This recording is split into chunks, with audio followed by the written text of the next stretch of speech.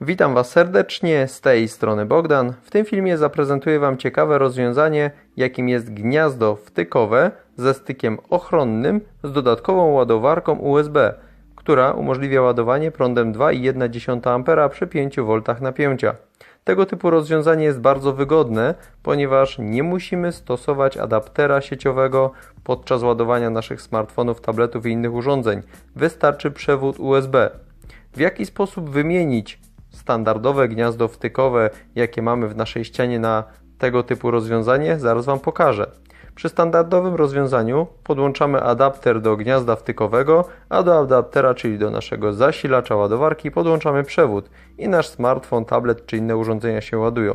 A jeżeli będziemy mieli tego typu rozwiązanie, jak właśnie gniazdo Ospela, to możemy adapter schować do szuflady i jedyne co nam będzie potrzebne, żeby naładować nasz smartfon, tablet czy inne urządzenia, to po prostu przewód, który bezpośrednio podłączamy właśnie do tego typu rozwiązania, czyli portu USB w naszym gnieździe. Jak zamontować tego typu rozwiązanie, czyli jak podmienić nasze standardowe gniazdko wtyczkowe typu E ze stykiem ochronnym na tego typu rozwiązanie, pokażę Wam w dalszej części tego filmu. Na wstępie musimy odkręcić śrubkę i element frontowy, czyli ozdobny, ten plastikowy, zdejmujemy. Tutaj widzimy 3 miejsca, gdzie podłączamy nasze przewody. Z lewej strony przewód fazowy, liniowy. Wystarczy tutaj nacisnąć te plasticzki, żeby umożliwiło nam to wsunięcie przewodów odizolowanych na 12 mm. W środku oczywiście podłączamy przewód ochronny PE i po prawej stronie przewód neutralny N.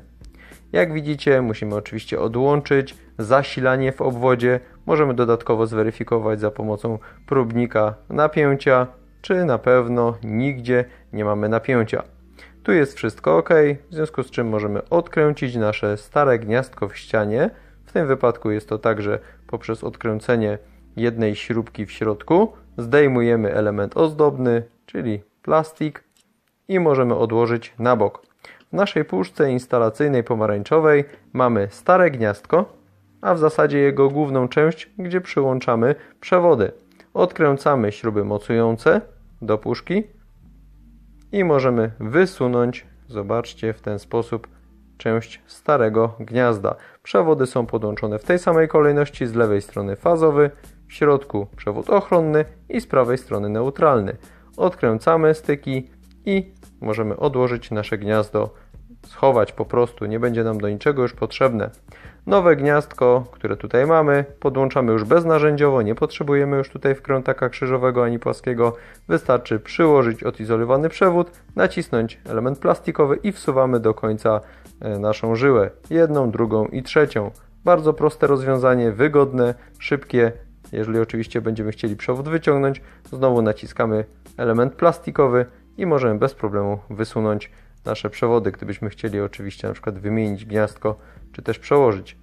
Zakładamy nasze gniazdo na naszą puszkę instalacyjną elektryczną, tak jak widzicie, dopasowujemy, możemy przełożyć poziomicę, żeby wypoziomować naszą ramkę metalową, dokręcamy śruby i te wewnętrzne, rozporowe także elementy dokręcamy, żeby wszystko idealnie nam się w puszce instalacyjnej trzymało. Zakładamy ramkę, nakładamy i dokręcamy śrubę i gotowe. Tak naprawdę, jak widzicie, cała czynność wymiany jest banalnie prosta, ale zawsze musimy odłączyć zasilanie. Teraz możemy podłączyć zasilanie w obwodzie i przetestować, czy wszystko nam tutaj dobrze działa. Podłączmy sobie przewód i ładowanie jest już realizowane. Bardzo fajne, wygodne rozwiązanie. Dajcie znać, jak Wam się to podoba. Są tego typu gniazda z jednym portem USB, z 2 portami USB, tak więc jest sporo różnych ciekawych rozwiązań na rynku. To rozwiązanie od Ospela mnie się bardzo spodobało i myślę, że będzie często wykorzystywane na przykład w kuchni czy w innych miejscach. Dziękuję Wam za uwagę. Cześć!